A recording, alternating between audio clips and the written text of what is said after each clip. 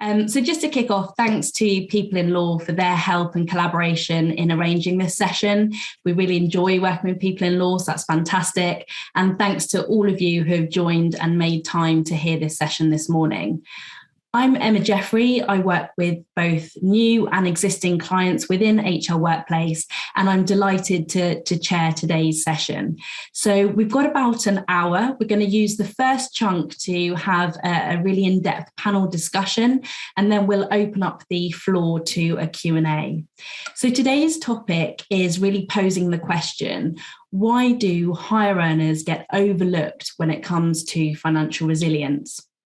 And I think I'd be the first to put my hand up and say it's really easy to too quickly assume that higher earners have got everything covered. They perhaps might have lots of cash and assets, maybe even advisors, tax advisors, and somehow we have this feeling that higher earners might be bulletproof when it comes to financial resilience. But actually, when you dig into some of the detail, the research that's recently been published, and indeed in our own experience here at Hargreaves Lansdown, actually higher earners haven't all necessarily got it covered. And actually, therefore, some of your most valuable fee earners and partners within your law firms might actually be far more stressed and vulnerable than meets the eye. So today we would just like to share some of our experience here at Hargreaves Lansdown with you and draw on our expertise of working with lots of law firms for over a decade now. So I'm delighted to introduce our panel this morning. We have James, who leads the financial guidance team, and Rosie, who leads the financial advice team. Now, they will do a far better job than me of introducing themselves. So can I just ask you guys to share a little bit about your roles with the audience? Rosie, perhaps if you go first. Yeah, of course. So I've been in financial, so Rosie Richard, been in financial services for 25 years, 20 of them being at Hargreaves Lansdown, originally working in the workplace role and then moving to advice 5 years ago. So I manage a team of financial advisors at Hargreaves Lansdown, which quite often are advising partners of law firms and other high earners in that area. Thanks, Rosie. And James? Yeah, morning everybody. My name's James Cork and I've been working at Hargreaves Lansdown for just over 16 years. And my path within HL has been quite typical for the general employees, which is I started on our investment help desk, spent a bit of time there. I moved over into our workplace team about 10 years ago. And my role currently is to help support employees around the country with their company pension schemes. And the team that I manage deliver one-to-one sessions, pension presentations, but we also do financial education topics as well. So we'll run sessions on saving for children, budgeting, debt management, how to save for a deposit and things like that. Brilliant. Thanks, James. You guys both completely dwarf my 5 years at Hargreaves Lansdown, feeling like a newbie all of a sudden. So, James, before we get going into sort of digging into higher earners and this big topic of financial resilience, I'm just mindful that there may be people who have joined within the audience who are wondering where we draw that line between guidance and advice. And I know that question does come up quite a lot. So could you just share with everyone today where we draw the line in the sand? Yeah, absolutely. So, it's something that we are acutely aware of, in that we have to make a clear distinction between what we can tell people and actually what then is advice, essentially. So, essentially our services, we give people the opportunity to sit down, have a one-to-us, attend a presentation, and give them an opportunity to ask us any questions that they may have. And our role is really to signpost the various tools and resources that we have to help them potentially make their own informed decisions. So a really common example of something we talk to people about is their pension savings and are they on track for the income they're hoping for in their retirement? And one way we can potentially help them with that is we have a pension calculator tool. And so we can talk people through this tool. It will give them an idea of potentially what's realistic based on their current position. And if they're thinking that they would like to improve that position, then what they could potentially be looking at and how it might then influence the potential outcome. We also signpost the resources that HL offers, but also what employers offer as well. So if we're talking to people about protection, for example, particularly for higher earners, then we act as a way of helping boost engagement, not just with the pension scheme, but with the other company benefits that their employer gives them access to. And ultimately, we work very closely with Rosie and her team. So if there is ever a situation where somebody needs, on the basis of what we told them, they feel they actually don't have the time or inclination to do it themselves, then we can signpost Rosie and her team. And also, if a company has other advisors, we can signpost those services as well. Absolutely. Thank you, James. So just thinking about the question that we have today around financial resilience of higher earners, can I ask each of you, when you speak to higher earners within law firms in particular, what issues in your experience are they grappling with? And perhaps I can ask Rosie to kick off. Yeah, of course, Emma. Okay, so when we speak to people as they're advancing in their careers, or perhaps when they've become partners, there's when we start to look at things holistically, there's a few things that come across that the first kind of bedrock we look at is their cash reserves, and ensuring that they've got enough if they, certain situations such as the pandemic and all sorts of different things that we know can happen, that they've got that. And in extreme examples, making sure that they've got enough for private school fees as well. So we would always recommend that you've got kind of 3 to 6 months worth of emergency cash there, just for the unknown side of things. So you quite often find they'll come to you to speak to you about investing the money, but there's an education piece that we build on from what James's team has done on the cash to make sure that they have got everything sewn up and ready for that bedrock. The next stage there is usually growing significant assets. That's quite often in property. So they will have 1 or 2 properties, and those mortgages are significant quite often. Now, in a world where interest rates are starting to rise, you do start to see, and now the questions are starting to come in on how they will be able to afford those mortgages, and that's where the cash comes in. So you've got a buffer for these unexpected situations. And they're not immune, as quite often the properties they've bought are bigger, with gas and electricity bills, utilities going up. That then is affecting them too, as well as cost of living. So we joke that perhaps it has to be slightly more Aldi than Waitrose that they're going for. But that's the key things, is looking at their cash reserves and making sure what surplus they may have built through lockdown is actually maintained. Looking at their resilience with the mortgages and making sure they're budgeting appropriately and understand what the bills are rising on, and can they afford that. Sure. And James, just turning to your side of the coin, your team offer a lot of guidance sessions within law firms on a one-to-one basis, typically around 20 minutes. What have you and your team heard in your experience? Is it a similar theme to what Rosie has shared? Do you typically see a bit of anxiety around rainy day cash shortfalls?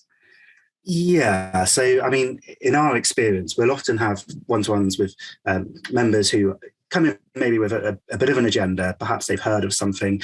Rainy day funds don't tend to be at the top of their priority. They might be looking to talk to us about their pension scheme. But quite often, when you start to dig into things, you tend to find that, with higher earners, they tend to have more complex issues that are put on them. So things like the annual allowance and the various iterations of that, the lifetime allowance as well. And so it's quite often that by talking to these people with these salaries, and they've never heard of these issues, that the plans that they had in place might not actually be sufficient, particularly if they're maybe facing a large tax charge, for example.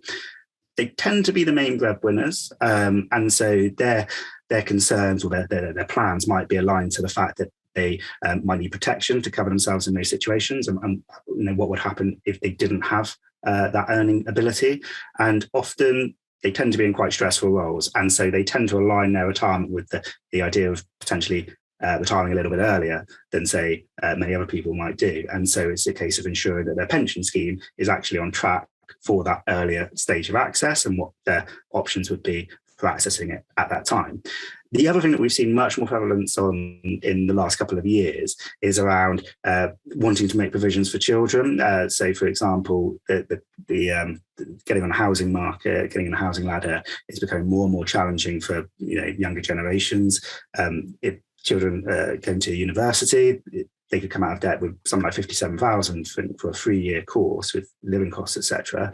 And more and more parents I see trying to make some kind of provision for their children so that when they leave university, they're not kind of burdened by a huge debt. And what kind of savings products are there available on the market that they could be looking at?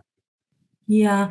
And James, I think you just touched on it there a fair bit around the allowances and things, but could you just perhaps clarify what are the most common mistakes that you see higher earners making? And Rosie, I'll ask you the same question in a moment. Yeah. So the annual allowance, which is set at 40,000 for the majority of people, starts to taper down for people with adjusted income over 240,000, and it could potentially reduce down to a maximum of 4,000. And if people haven't made plans for that, and they're potentially thinking that they're going to chuck a load of money into their pension as they get older, but if their earning capacity puts them over that threshold and that adjusted income allowance, then they could have problems doing that. Unfortunately, another iteration of the annual allowances around pensions is something called the money purchase annual allowance. And the money purchase annual allowance kicks in once people start flexibly accessing pension pots.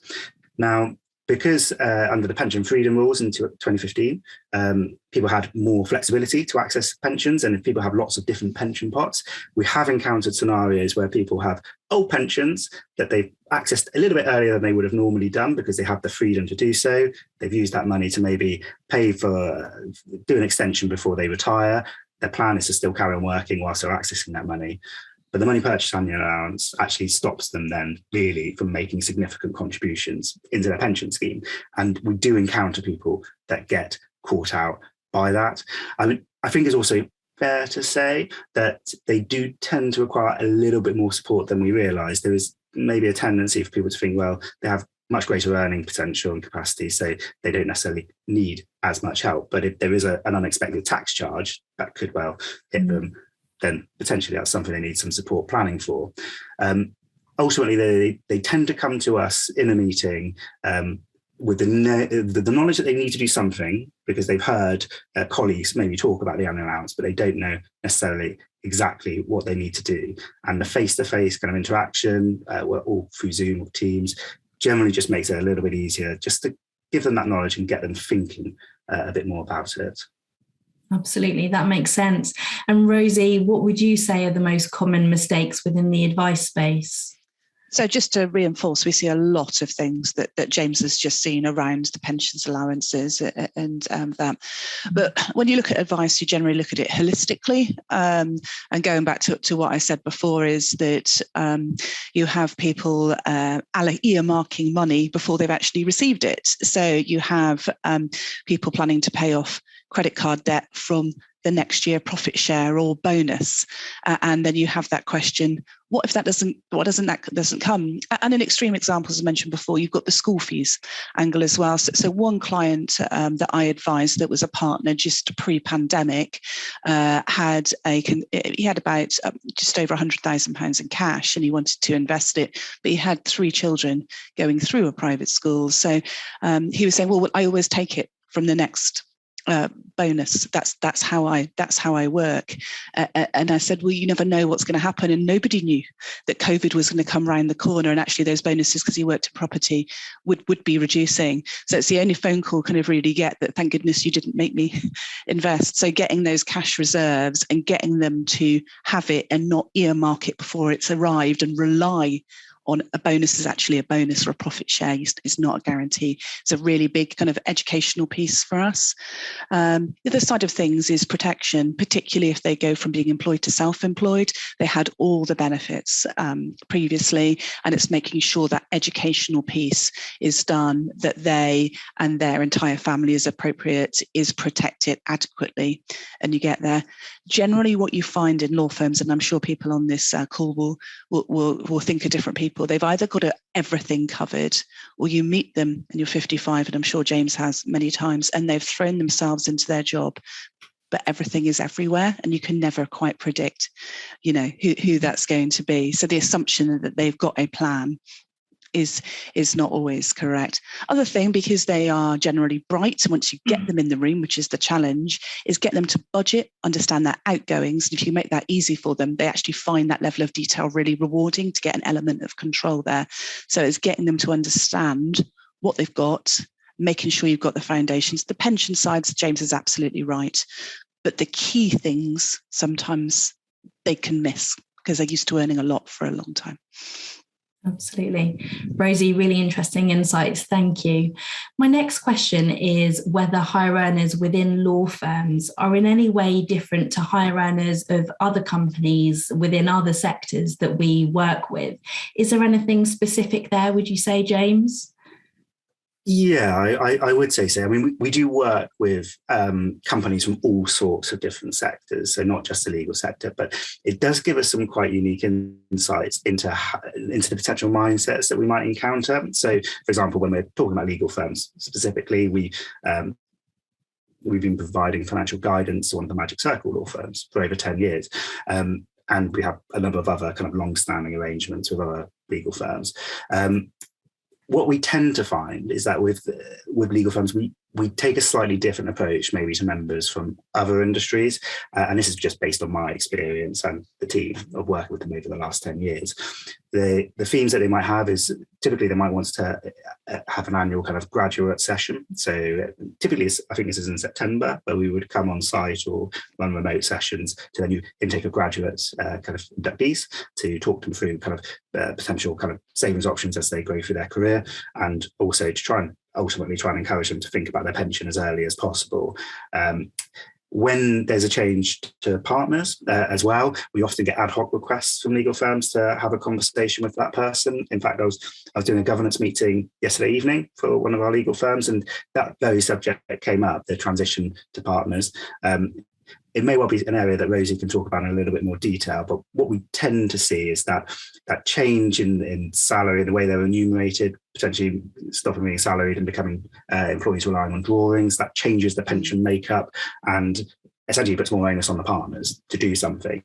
And in this legal firm's kind of conversation last night, they said that actually a lot of them don't do anything. And so they need a bit of help just signposting that. But it becomes quite complicated. And again, that's an area that Rosie probably has more experience in. One thing that we do through our role, of course, all of our clients, whichever industry they're in, is we can look at how engaged they are with their pension schemes, so we can report to employers about how engaged their workforce is ultimately with their pension savings. And we look at a number of different things. And what we tend to see with the legal sector is they are much more engaged at just checking in on a pension with us. So they'll log in, they'll look at it maybe through the app. But when it comes to the actual kind of the admin stuff, so maybe consolidating old pensions, or even just filling in an expression of wish form, which they can just do online and it's pretty straightforward, they tend to overlook those things. So they're much more of a kind of here and now rather than thinking about the things that might make their life a little bit easier in the future. Makes sense. And Rosie, do you have a similar experience? Is there anything you can put your finger on that makes law firms a bit unique? I think they are particularly busy, and actually getting them in the room is probably harder than most types of organisations and professions. So, but as kind of James has hinted at, once they're in there, they are here and now and they are engaged and they pick up information particularly quickly. So the time poor element when kind of helping them, you have to be aware of. The other key thing is they're quite often slightly more cautious in nature, and that's because of quite often the detail that they're used to dealing with in their own profession. So there's usually an educational piece that you spend on the investment side of things that then help them make more appropriate decisions. So they're cautious till they understand, and once they do, they make really good decisions there. Also, you quite often find that they're an expert in one field. So they might work in family law, so they've got a good idea of pensions, but not everything. So you'll find one area is perfect, but there's a few other areas, because they haven't been had the time to be able to look at it and the access to easy information to make those good strategic decisions, that you're kind of gap filling for them. That's the kind of key things that you come on. And the ones that have got it, sorted, so to speak, are ones that have put a plan in place, whether that's help from an advisor or they've done the research themselves, and then they find it easy to update. So they make sure that they've got access to an app. So if it's either on a commute or a Teams meeting they're not quite as engaged in, they can flick through and see how things are doing. And they've got that education piece to understand what they're seeing on the screen. So it has to be short, sharp bursts. Sometimes meetings are 10, 15 minutes. You have several of them to get them. But that's what we see within this industry. That certainly makes sense. And what would your advice be to the audience today of HR and finance professionals who are perhaps seeking to better support their higher earners within their firm? What would you say are the key areas that should feed into their financial wellbeing strategy? If I can turn to you first, Rosie. Yeah, of course. So at HR, we have the 5 to Thrive, but I think with any financial planning organisation, you will see there are key themes that you build your foundations on. And as we've mentioned before, it's really good that it's particularly looked at when they move from employed to partner. But it needs to start, the earlier it starts, the absolute better for individuals. So it's ensuring they've got protection in place, especially when dependents come along. It's controlling that debt management and cash reserves and getting them to understand their ingoings and outgoings and making really, really sensible decisions there. Then you can look at the pension side, which James has touched on. Really good element there is making sure they start saving early enough, which I know is challenging depending on where you live in the country, etc. But talking about the caps that start to come in when they earn significantly, it's important you almost need to save earlier so you don't hit those caps later. Once you've got your pension on track, look at your investments, your ISAs, your wider planning. And those are the kind of key areas. And as part, senior people start to get closer to retirement, they will start to thinking about pushing that money down, whether that's supporting children with university fees, etc. But depending upon the earnings potentials within the different roles, those are the things, whoever you are and whatever salary you are, that's the priority order that you should look at. Sure. And James, just thinking further about that financial wellbeing strategy, I know you've long worked with so many law firms delivering presentations and one-to-ones on that very subject.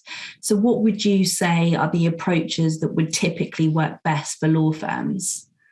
Yeah, I mean, Rosie kind of alluded to this earlier, but one of the biggest challenges we tend to find is actually just getting in front of them in the first place.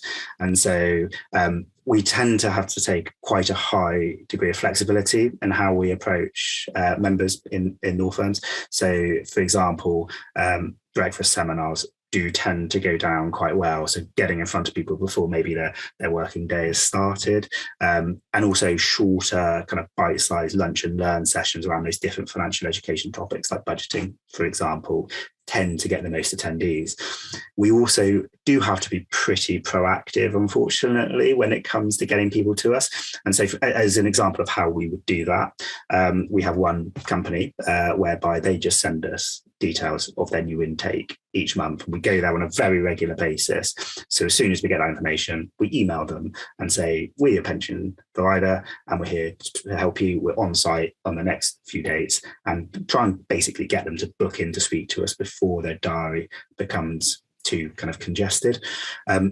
Taking into account the climate, I suppose, Zoom and Teams, that's given us a much greater reach in terms of how we get in front of people. A lot of our law firms, they have employees all over the country. And so we can make sure we offer the same level of service remotely to all of them, or we can be traveling around as well, whatever tends to work best for them. Another key thing that generally really helps get that kind of get that traction and build the relationship is just, simply speaking, employer advocacy. So a lot of law firms might describe themselves as taking a bit of a paternalistic approach, whereby they try and make sure they have all of the options and support available for their staff. And we'll try and kind of fit in with that and work with those employers to deliver a service that we know works best for them. Sure, that absolutely makes sense. And typically, I'm just wondering how you go about planning those sessions for law firms and indeed other companies when perhaps it's the first time you've ever worked with that particular firm. How do you go about agreeing themes and content?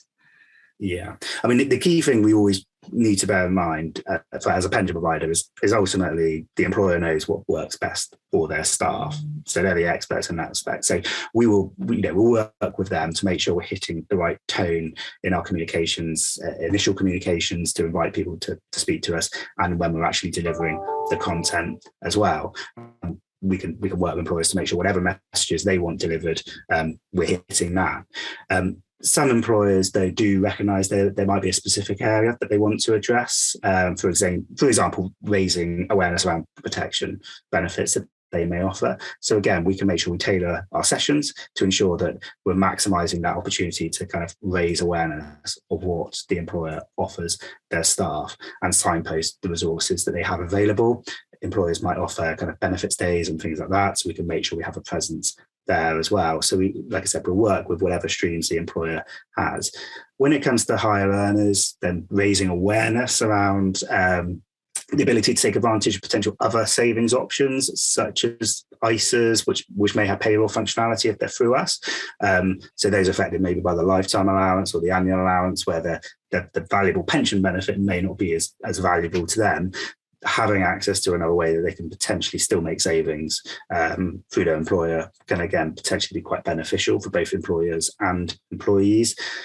When it comes to actual delivery, as I said, we'll tailor our approach to what employers want us to do. But having employee champions within a workforce is another good way of kind of raising that advocacy that I talked about earlier, with employer advocacy kind of supporting their staff. We'll do bookings, we'll handle all of that. So we'll take the logistics away from employers as well. One of our employer clients, they have a newsletter. So we can highlight our attendance when we're on site through that newsletter. We can give them a QR code to scan, so employees can simply read the newsletter, scan it through their phone, book into a meeting slot with us. And again, those induction and orientation days as well, having a presence in any of those is great. Sure. And James, would you say that law firms require a bit of a bespoke solution in terms of perhaps timings and locations of the financial education and guidance? Yeah, I would say so. I mean, pre-pandemic, if we kind of look back to before the lockdowns, etc., most of our work was done face-to-face, with maybe say 10% of what we were doing through webinars and remote meetings. Whereas now it's over the last few years, it's been clearly entirely kind of done remotely through Zoom and Teams. Now we've kind of got back to this approach where we're taking this hybrid model, which most employers seem to be doing now, whereby we can offer a blend of, we'll be on site, we'll speak to people that want to speak to us in a room, but equally we can make sure we stream any sessions through Zoom, Teams, record them as well, and give people access to them through that way. Lots of clients do have multiple sites, lots of employers have multiple sites. So as I said, we can offer that same service irrespective of where in the country their employees might be based. During lockdown, we offered evening kind of support for some of our members to help them if they were juggling homeschooling with trying to work as well. Obviously, there are lots of benefits to moving things online. So for clients within the legal sector, where engagement is a challenge, face-to-face does still tend to be the preferred approach, particularly if it's a scheme that we've just kind of set up with, but we can tailor it to however they need. In the last 12 months, we have started doing more face-to-face presentations, but as I said, we still retain that flexibility of doing things remotely. Absolutely. I think with the face-to-face, it just takes a little bit of time, doesn't it? And we still have the blocker of things being done remotely just being so efficient sometimes. So I hope there's more face-to-face contact in general as time goes on. Rosie, do you have anything to add to that? Well, the advice process normally is 2 to 3 meetings. So traditionally, pre-pandemic, you would have an hour and a half meeting where you go through the client's complete circumstances.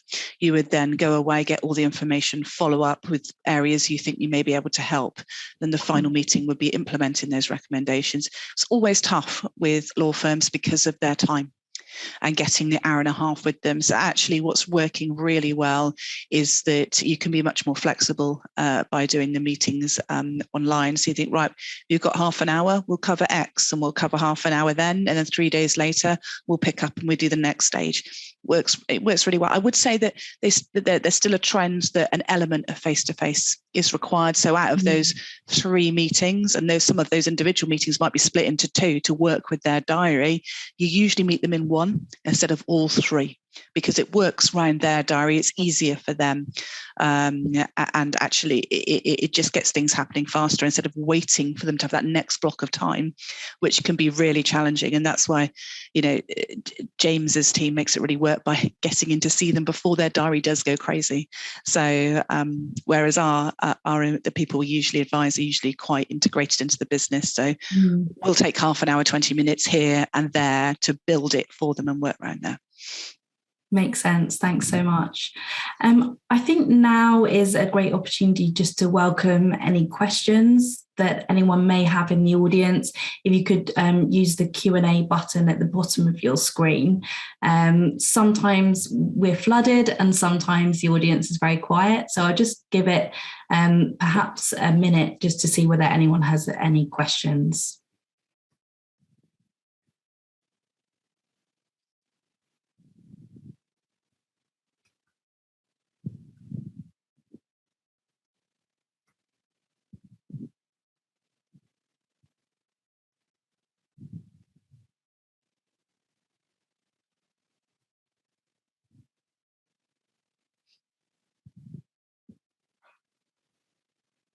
Someone has been brave. I'm just going to fire this at James.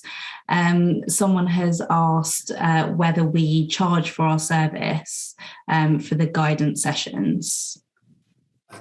Well, no is a short answer. So when we set up the pension schemes for our employees, the financial education is part of that, basically. So all employees will get access to that. We've kind of tailored stuff, as I said, for what employers would like to do. It all sits alongside supporting them with their pension scheme. And we also do monthly kind of generalised financial education webinars as well that employees get access to. But that all comes as part of the pension service, basically. Sure. I think that is everything. I can't see any further questions coming in. So just in terms of wrapping up, as that's probably all we have time for, I think there's just maybe just in terms of a summary, 3 key takeaway points today. Number 1, don't assume that higher earners are completely bulletproof in terms of their financial resilience. I think James and Rosie have really shared a lot of detail as to where they may be falling short in areas. Number 2, as the cost of living increases and we're seeing those utility bills shoot up and everything, I think bear in mind that this is going to touch everyone of all pay grades, of all life stages, from a trainee coming in who's perhaps worried about getting on the housing ladder, all the way through to your most senior partners who may be stressing out about huge mortgage payments and private school fees, for example. So financial stress can be touching anyone at any life stage. And just finally, it's really worth thinking about how you best ensure your employees have the support they need when they most need it. Just really finally, in case anyone in the audience is curious to know more about HR Workplace and the work that we're doing, it's probably worth sharing just a few things. So in case you're not familiar with us, we're a niche workplace pensions provider, and we offer wider savings such as ISAs, Junior ISA and the Lifetime ISA alongside. All of our clients are offered free, bespoke, in-depth financial education, including one-to-ones, which we feel is the absolute key to engagement. Worth just a heads up that some law firms say, actually, we've got a consultancy in place that does the financial education for us or another party, and that's, of course, absolutely fine with us. So that's a tiny bit about who we are and what we do. The last thing to mention is that back in January, we released some thought leadership all about financial resilience, and it was in partnership with Oxford Economics, and it was a real look at the state of the nation in terms of financial resilience. So that may be something you're really keen to take a look at, and actually the next iteration of that report is due out in July. And so it's going to look at how the UK in all corners are coping with this cost of living crisis. So it is a really insightful, in-depth read. If you'd like to take a look at that report, please do simply sign up to our mailing list and we'll send it through to you. So I'll just share the link with you to the mailing list to sign up. I'll pop it in the chat. Hopefully you'll see that okay. And if anyone has any further questions, please feel free. Brilliant. I don't think there is anything. We'll share how to link up to the mailing list. But that really leaves me to say thanks ever so much to James, to Rosie, to People in Law, and to everyone who's joined today. So thank you and goodbye.